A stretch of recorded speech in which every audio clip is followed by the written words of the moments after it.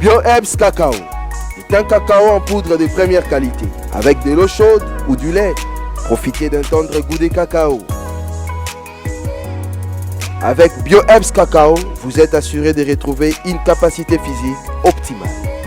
Un complément alimentaire conçu pour les hommes augmente la libido pour une santé sexuelle positive.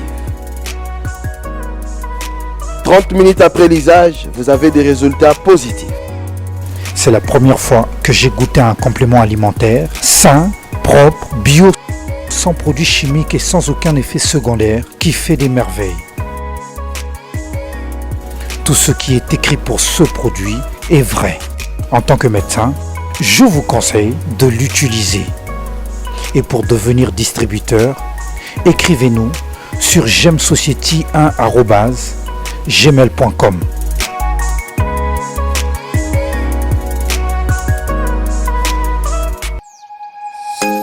Nous sommes le pont entre les États-Unis, le Canada et la RDC.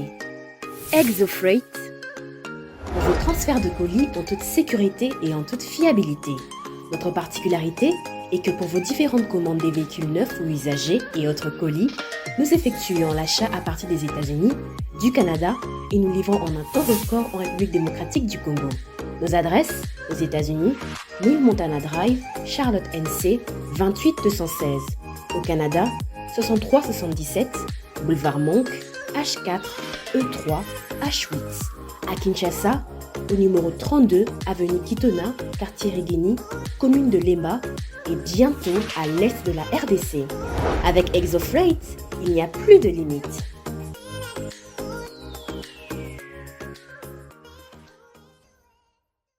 Nous, Congolais, unis par le sang, unis dans l'effort pour l'indépendance, unis aux hommes, si oublie moi, Taïmana, Chinote. Messieurs et dames, merci de suivre cette émission Critique Info. Je suis très heureux puisque depuis un certain temps, vous devenez de plus en plus nombreux à suivre nos analyses et notre contribution.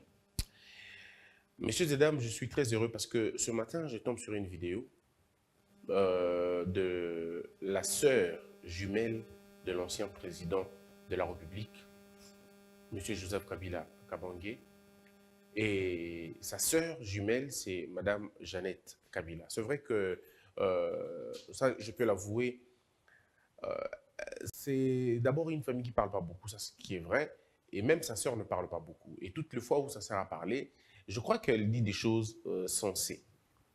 Et on ne peut pas compter à 10 ou à 15 des interventions, que ce soit au pays ou à l'extérieur. Les rares de fois où elle parle, mais elle vous dit des choses en tout cas construites. Il y a là par exemple la vidéo, je ne saurais pas vous la montrer puisqu'elle va demander beaucoup de droits d'auteur avec YouTube et tout ça. Mais vous l'avez certainement suivi auprès de mon frère Kabongo, tout ça. Mais je voudrais ici rappeler un fait. Ceux qui ont suivi HK Today de mon frère, ils l'ont certainement vu. Mais il y a quelque chose de fondamental dans ce que cette dame a dit. Messieurs et dames, quand on regarde l'histoire de notre pays, quand on essaye de refaire l'histoire, on se rend compte que nous avons quand même une histoire particulière entre nous et le Rwanda.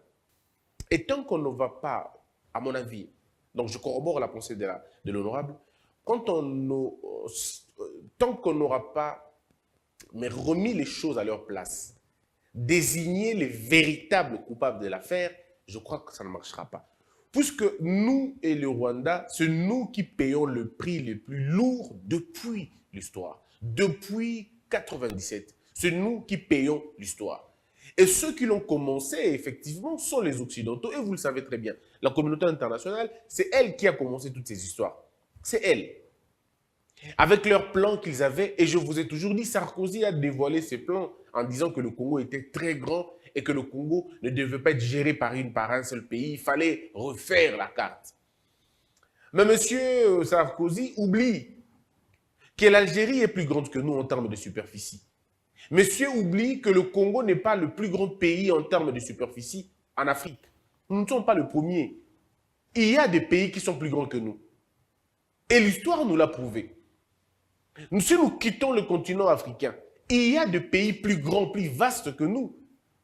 La Russie est plus vaste que nous. Les États-Unis sont plus vastes que nous. Le Canada est plus vaste que nous. Ce n'est pas pour autant que ce pays-là ne sont pas gouvernés. Donc on ne va pas confondre les choses. La mauvaise gouvernance, elle ne dépend pas d'une superficie. Il y a de petits pays qui sont très mal gérés. Il y a des grands pays qui sont bien gérés. Donc le problème, ce n'est pas d'être grand. Le problème, c'est d'être organisé. Et la réponse à l'organisation n'est pas le découpage. Ce n'est pas parce que vous découpez un pays qu'il est organisé. Le Soudan est découpé, ce n'est pas pour autant qu'il est organisé. Donc, ça veut dire que nous avons, à un moment donné des mauvaises réponses aux bonnes questions.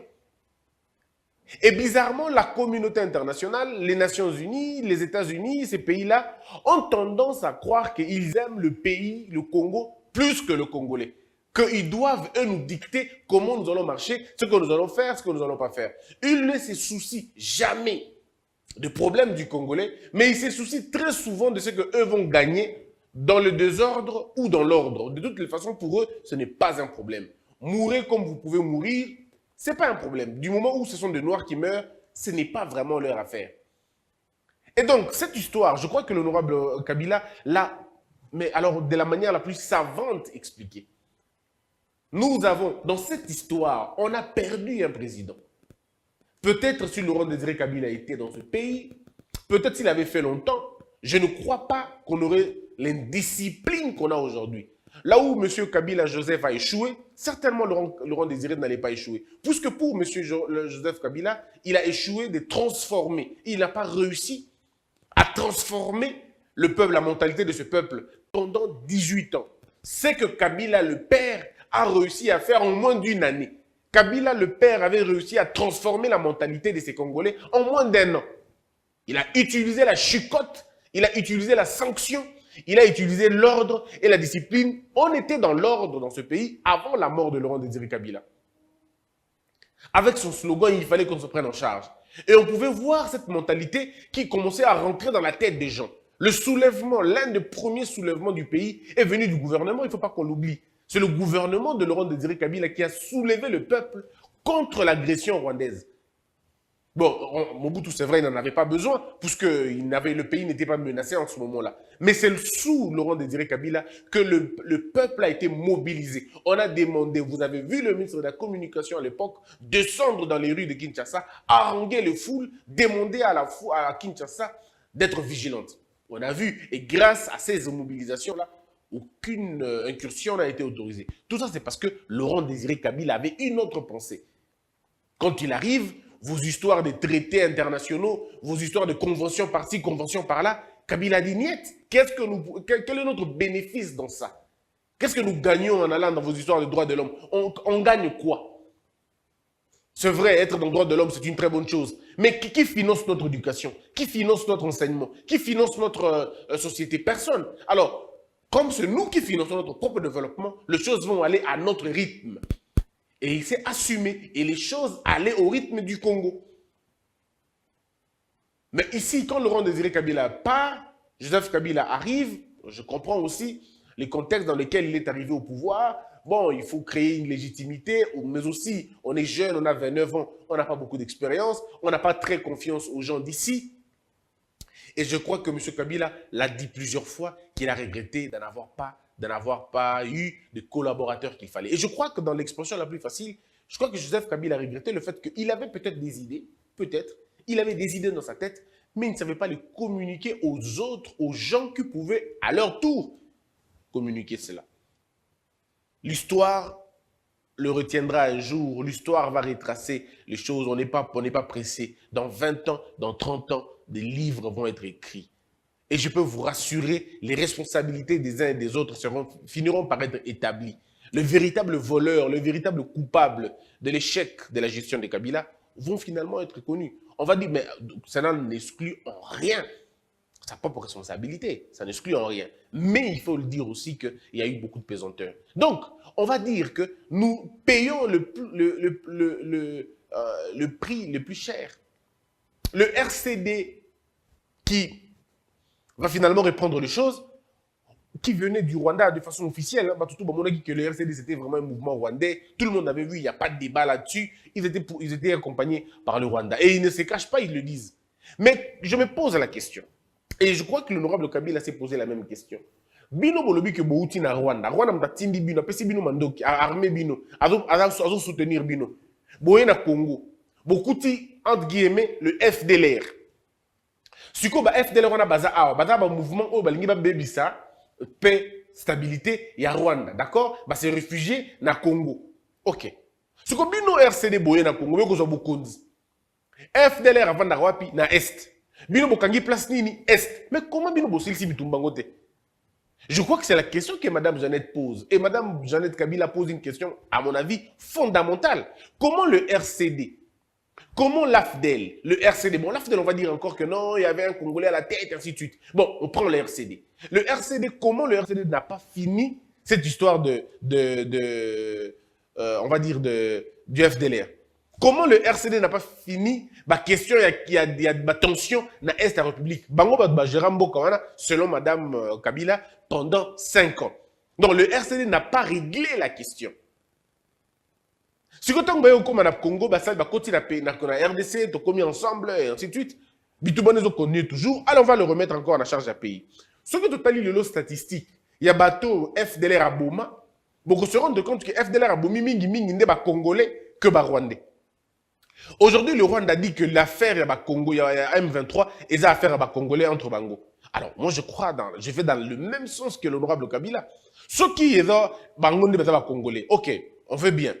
Alors, le Rwandais, alors le FDLR.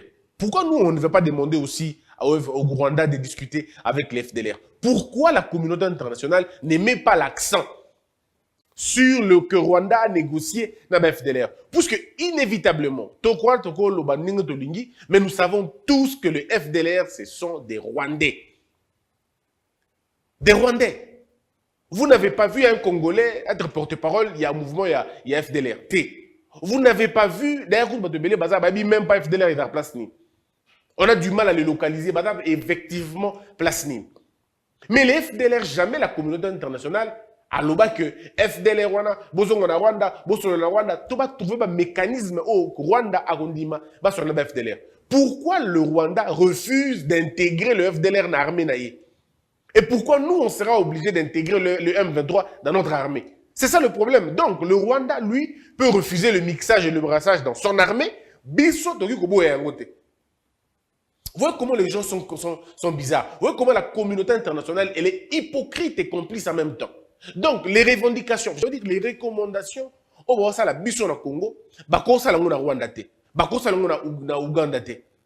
Le MLC, qui était un mouvement rebelle soutenu par l'Ouganda, de façon claire, hein, vous avez débatté. Pourquoi MLC bengana ADFT? On va dire non, il y a la même période de terre, ou alors il y a la même période, mais il y a la place de mon côté. Ça, on peut comprendre. Ok. Mais pourquoi la communauté internationale ne demande pas à l'Ouganda de négocier avec les ADF ou alors mon armée? Pourquoi ce sont les revendications du M23 qui sont portées jusqu'au point des Nations Unies, jusqu'au point des États-Unis? Mais pourquoi?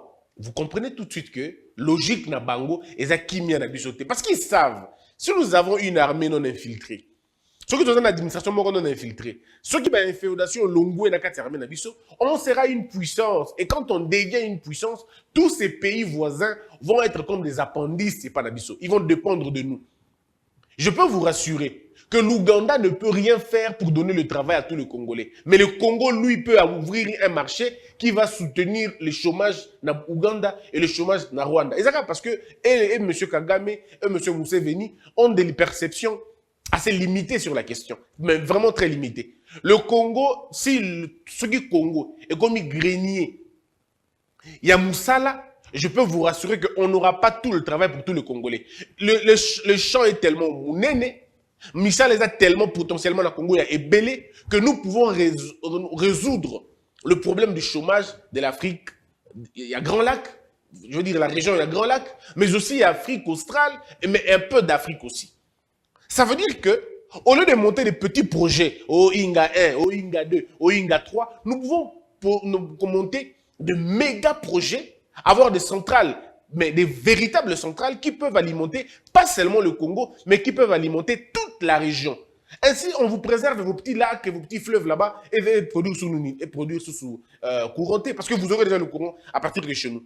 Nous pouvons avoir des coopérations régionales qui feront que, avec le gaz méthane, que l'on crée non seulement de l'emploi, mais que l'on crée la stabilité dans la région et que l'on donne de l'emploi dans la région. En Rwanda, il y a des gens qui étudient le gaz et pétrole. Bazakuna na Rwanda, bah étudier le gaz et pétrole. Mais pour travailler où? Où vous n'avez même pas les gaz, vous n'avez pas le pétrole, vous allez travailler où? Où ce que vous avez est tellement petit que ce que nous avons est terriblement grand. Ça veut dire que dans une coopération régionale, vos enfants vont venir travailler chez nous. Et vous allez consommer notre gaz en bonne et due forme, il n'y aura pas de problème.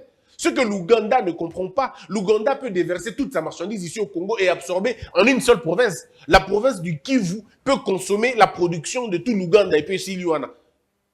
Mais maintenant, si nous avons des bons rapports, mais ça ne sera pas que la population du Kivu, et vous allez à Kisangani, et vous allez à Goma, mais qui va s'enrichir? L'Ouganda s'enrichira. Ça veut dire que nous avons intérêt, nous, au niveau africain, de construire une paix dans la région. Puisque la paix dans la région va tous nous profiter. Mais malheureusement, des leaders qui ont une perception très limitée, ils ne voient que le présent, mais ils ne voient pas le long terme. Alors que ce qui va nous profiter, ce n'est pas la logique qui est à Rwanda ou Bazana Mosiko. Ce n'est pas la logique de l'Ouganda. Ce qui nous profitera, c'est la logique de la région. Et la région ne peut pas vivre en paix si nous avons encore des idées hégémoniques, si nous avons encore des idées, mais c'est ça le problème. Mais malheureusement, la communauté internationale, connaissant ces choses-là, se tait. Sous Kabila, je ne suis pas l'avocat de Kabila, et d'ailleurs vous le savez que je ne saurais jamais être l'avocat de Kabila, puisque la gestion de M. Kabila n'a jamais été bonne pour moi. Et comme vous le savez, je l'ai combattu, la gestion bien évidemment, pas l'homme, la gestion, elle était mauvaise, elle était calamiteuse, et ça je peux le dire. Mais il faut quand même dire que sous M. Kabila, les avancées qu'il y avait ici, on n'en avait jamais enregistré dans la région. On peut prendre tout le poids si vous voulez. Prenons la liberté d'expression. Sous M. Kabila Joseph, la liberté d'expression s'est portée beaucoup mieux qu'au Rwanda, beaucoup mieux qu'en Ouganda, beaucoup mieux qu'au Congo-Brazza, beaucoup mieux qu'en Angola, beaucoup mieux dans tous les pays voisins. Aucun pays voisin ne pouvait nous égaler sous M. Kabila. En termes de liberté d'expression, il n'y en avait pas. Personne. Mais est-ce que vous avez déjà vu la communauté internationale condamner les affres du Rwanda, ou les affres de l'Ouganda, ou les affres de l'Angola, ou de tout ça? Personne ne pouvait parler. C'était le Congo, la bête noire. Pourquoi? Parce que Kabila avait refusé, avec cette histoire du code du minier. Pour eux, c'était pas leur goût. Kabila n'était pas quelqu'un qu'il fallait. Et vous pouvez voir vous-même ces choses-là. Tant qu'il y a en Anglais, il y a un parti politique. Il y avait déjà sous Kabila plus de 700 partis politiques. Plus de 800, si je ne me trompe pas, partis politiques. Il y en avait combien au Rwanda? Il y en a combien en Ouganda? Il y en a combien en Angola? Il y en a combien en Zambie? Il y en a combien là-bas? Sous Kabila, il y avait Étienne Tshisekedi, un opposant farouche, qui a même prêté serment, qui a demandé qu'on arrête M. Kabila, président en exercice, qui a demandé qu'on l'arrête, qu'on le ligote et qu'on le ramène. Il y a un monsieur en Ouganda qui a osé faire ça, il s'est retrouvé en prison. Hein. Jusqu'aujourd'hui, je ne sais pas son sort. Il a juste osé de répondre ce que Tshisekedi avait dit au Congo. Non, être congolais est un état d'esprit. Nous avons notre état d'esprit à nous. Et nous sommes en avance. On nous fait des leçons bêtes pour rien. Sous Kabila, on pouvait avoir des Congolais qui étaient arrêtés, c'est vrai, des politiciens arrêtés. Mais les chiffres qu'on a enregistrés au Congo n'avaient rien à voir avec les chiffres du Rwanda et des autres. Mais quand il s'agit du Rwanda et de l'Ouganda, on se tait. La communauté internationale, votre Roumaine et tout le reste, ils se taisent quant à ça. Mais quand il s'agit du Congo, même quand on tue une poule au Congo, mais on peut en faire un génocide.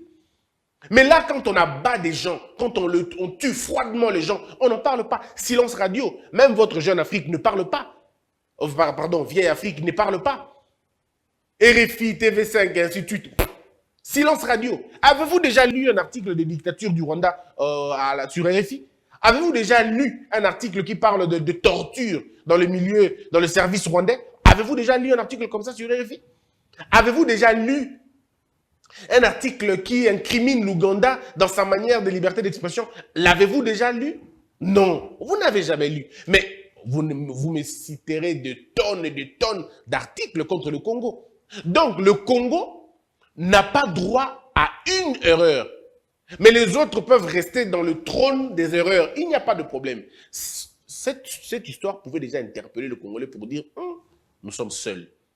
Nous sommes seuls. Mais malheureusement, les politiciens, au lieu de regarder ça, les opposants de Kabila à l'époque prenaient ça comme de l'avantage. Hein. Ils prenaient ça, ils relayaient, on relayait. Alors qu'on ne savait pas qu'on était en train de rentrer dans un piège. Et la communauté internationale, comprenant ces choses, s'est appuyée sur les opposants pour discréditer davantage le pouvoir de Kabila.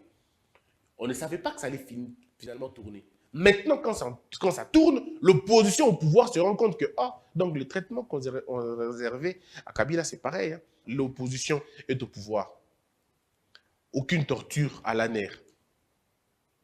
Il n'y a pas de mort dans les manifestations. Ceux qui tuent dans les manifestations sont arrêtés, condamnés à mort comme jamais dans le passé. Mais malgré ça, la communauté internationale pond toujours des articles contre vous. Donc vous comprenez maintenant que le problème n'était pas Kabila, le problème n'est pas Tshisekedi, le problème c'est la position qu'occupe le Congo. Ils veulent vous voir à genoux. Peu importe le président qu'ils mettront ici, même si on met Dr Mukwege, il fera 2 ans seulement, les choses vont changer en sa défaveur. Ça sera comme ça. Quand Dr Mukwege sera président, parce que c'est l'homme des Occidentaux, oui, même lorsque Dr Mukwege sera président, même s'il amène la bonne gouvernance qu'il faut, le jour où il va oser dire qu'à l'Est, je veux ceci, à l'Est, je veux cela, c'est ce Dr Mukwege là que vous comprenez maintenant que Azara Burundais, Azara Ougandais, et ça va être comme ça. Maintenant, il est congolais. Hein. Maintenant, le docteur Mukwege, il est congolais, il est bien. Mais les jours où il arrive au pouvoir et qu'il prend juste une décision souveraine, dire par exemple, plus de négociations avec les rebelles, c'est fini ce jour-là. On commence à les descendre. La RFI, France 24, TV5 commence à changer maintenant des lignes. C'est comme ça. Nous ne plaisons pas aux autres. Nous allons plaire aux Occidentaux le jour où le Congo sera divisé. Si le Congo est balkanisé, eux auront accompli leur mission. Tant que le Congo est uni comme ça, tant que le Congo fait des efforts à l'interne, on ne sera jamais en paix. Comment vous pouvez expliquer on va dire, que des pays sérieux puissent demander à un pays de négocier avec des rebelles et pas seulement de les intégrer dans l'armée? C'est quelle logique entre nous soit dit? C'est quelle logique?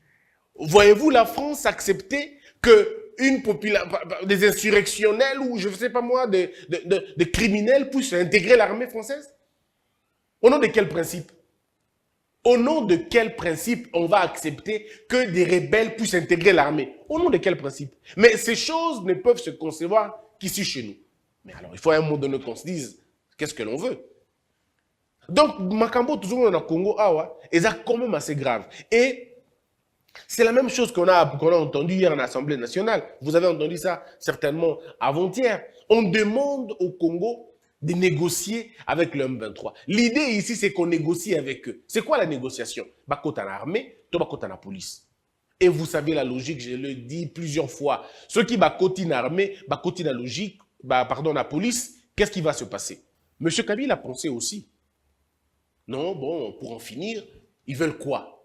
On dit qu'ils sont des Congolais, ok, qu'ils intègrent l'armée, on va en finir. Ils entrent, mais ça ne finit pas. On passe d'AFDEL, RCD, CNDP, 123, 123-1, 123-2. Donc si vous faites ça, vous allez avoir le même résultat. Ça veut dire quelque temps après, le même groupuscule, et Gobimali Soussou, et c'est comme ça que l'armée se détruit. Aujourd'hui, la décision est à Kozonga Simate. Et moi, je crois que c'est une très bonne chose. Aujourd'hui, qu'il y a l'armée congolaise, deux appareils, il y a avion seulement, et le pilonné Likolo, mais on pose la question aux Congolais, pourquoi Bosaliango, Bozuyango Api? Le Congo, c'est un pays qui peut trouver ses réponses. Il y a Yemoko. Mais la bonne question qu'on doit se poser, pourquoi on ne se pose pas la question de savoir le M23 est ravitaillé par qui? Qui ravitaille le M23? Qui donne des armes au M23? Qui arme le M23? Et tant que qui militaire na biso balobi, to beti bango au point que kimi ndambu bake na Ouganda, ndambu bazongi na Rwanda. Mais ceux qui bata penza ba Congolais, pourquoi ils ne rentrent pas au Congo? Voyez-vous le problème? Donc c'est ça. Tant que le Rwanda ne va pas abandonner politique nae, il y a un modèle et comment compliqué. Je voudrais ici aussi dire que les FARDC a besoin de soutien à Bissonios.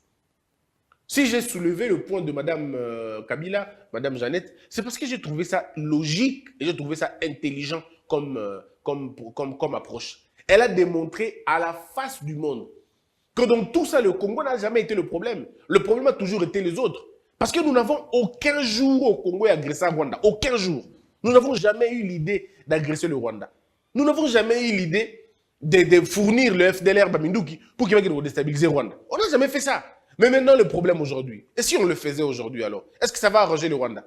Ça va arranger la communauté internationale? Si aujourd'hui le Congo dit, ok, on va mettre à la disposition des FDLR aussi des armes pour qu'ils puissent combattre le régime Nabango. Ou bien nous allons demander au gouvernement rwandais d'intégrer les FDLR dans l'armée Nabango. Est-ce qu'il y a Bagondim? Si nous devons demander à l'Ouganda, au Ouganda, nous avons dit que M23, ça va Congolais. Tu négocier Nabango, tu yoka Bango. Parce que j'ai suivi le porte-parole du Rwanda dire comment un gouvernement peut ignorer les revendications de sa population, de sa propre population. Il faisait allusion au M23. Il n'y a pas de problème.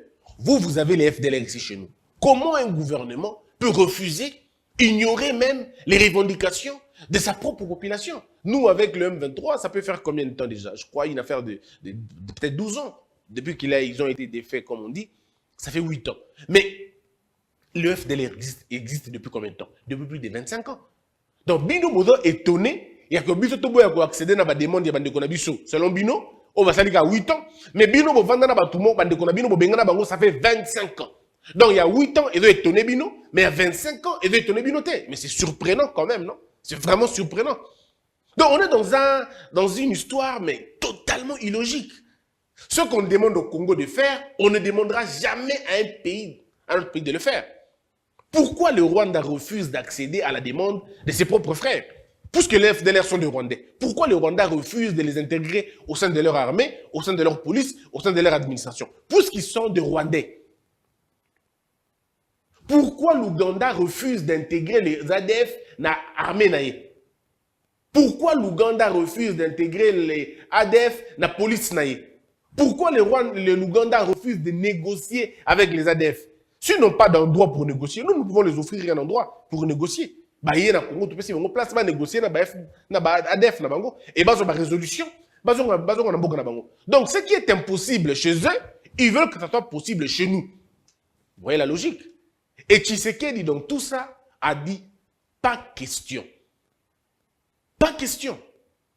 Il n'y aura pas de négociation avec les gens du M23. Peut-être la seule négociation qu'on peut avoir avec eux, c'est leur accorder le pardon. On va dire, bon, vous êtes des Congolais, on comprend, et que ceux qui sont Rwandais rentrent chez eux, vous qui êtes Congolais, venez, nous vous pardonnons. Mais vous n'allez pas intégrer l'armée comme ça. Vous n'intégrerez pas l'armée avec vos grades. Si vous voulez intégrer l'armée, rentrez dans les rangs. Rentrez, attendez formation dans votre recrutement. Et puis vous en avez âge nango. Non, moi je crois à un moment donné, il faut qu'on change juste la perception. Et c'est très bien. Mais maintenant, il y a aussi notre actualité, c'est celle d'une dame, Madame Sonia Roley, qui est rentrée, on l'a expulsée. C'est quand même bizarre le Congolais. Donc cette dame-là peut venir au pays Nambo Nabiso sans document, ou elle peut être dans une situation irrégulière, c'est normal.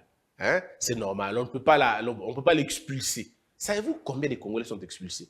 Moi qui vous parle, je suis journaliste aussi comme elle, mais on m'a débarqué dans un avion parce que je n'avais pas les visas, comment on appelle ça? Le visa de transit. On m'a débarqué d'un avion. Fallait-il que le gouvernement congolais ou fallait-il que les ONG congolaises parlent, on a expulsé un Congolais? Moi, on m'a refusé ça. Anjili. Je vais payer un billet, je ne veux pas dire la classe, mais un bon billet pour aller je n'allais même pas en France, puisque je n'ai jamais demandé là-bas. Je devais aller en Espagne. Mais il fallait passer par la France pour la Komakuna. Non, on m'a débarqué de l'avion. On dit non, monsieur, vous n'avez pas les visas, trucs des transits. Je dis, oh, ok. Qu'est-ce que je fais? Je suis rentré, on a acheté un autre billet et puis on est parti. Donc, ça dit que pour la Bango, c'est normal. Hein? Chez eux, c'est normal. Vous n'avez pas de problème, messieurs. Là, je ne suis pas journaliste. Hein. Je suis un citoyen comme tout le monde. J'achète mon billet. Maintenant, une dame qui vit dans une situation irrégulière au pays et qui fait des émissions, qui donne la parole aux rebelles. Donc, elle, c'est normal.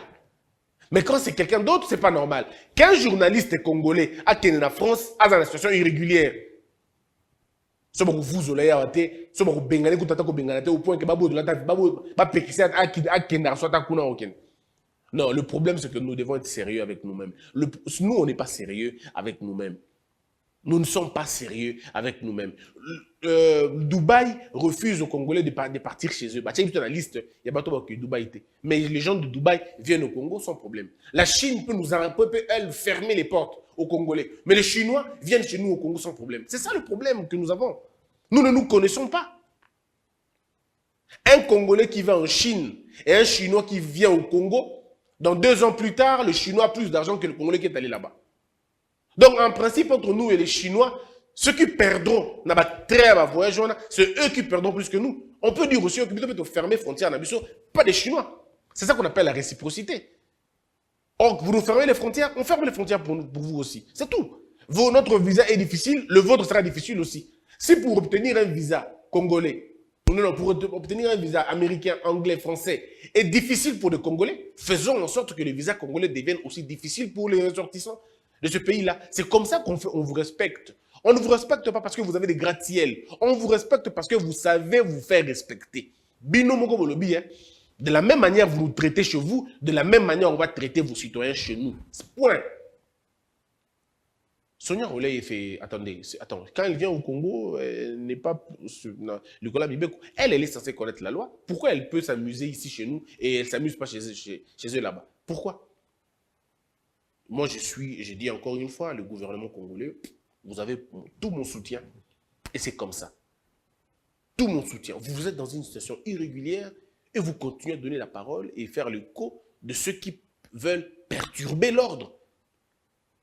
Non, à un moment donné, il faut tous à la sérieux. Ce n'est pas parce que vous êtes journaliste que vous êtes super. Ah, mais mais quand vous... Comme on dit chez nous au Congo. Voilà un peu, messieurs et dames, ce que je voulais vraiment partager avec vous.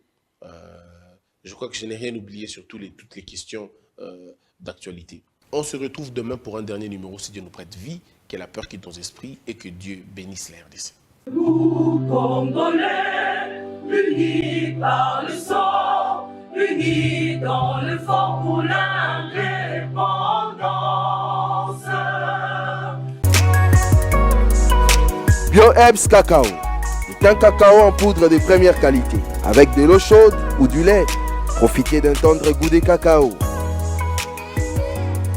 Avec BioHerbs Cacao, vous êtes assuré de retrouver une capacité physique optimale. Un complément alimentaire conçu pour les hommes. Augmente la libido pour une santé sexuelle positive. 30 minutes après l'usage, vous avez des résultats positifs. C'est la première fois que j'ai goûté un complément alimentaire sain, propre, bio, sans produits chimiques et sans aucun effet secondaire qui fait des merveilles. Tout ce qui est écrit pour ce produit est vrai.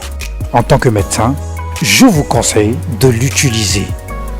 Et pour devenir distributeur, écrivez-nous sur gemsociety1@gmail.com.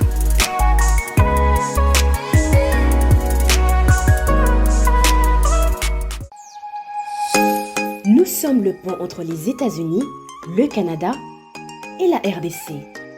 ExoFreight, pour vos transferts de colis en toute sécurité et en toute fiabilité.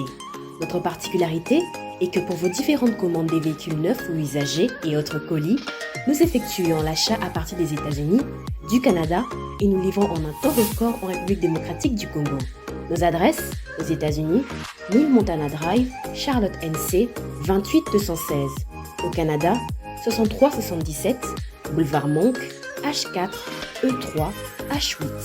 À Kinshasa, au numéro 32, avenue Kitona, quartier Riguini, commune de Lemba, et bientôt à l'est de la RDC. Avec ExoFreight, il n'y a plus de limite.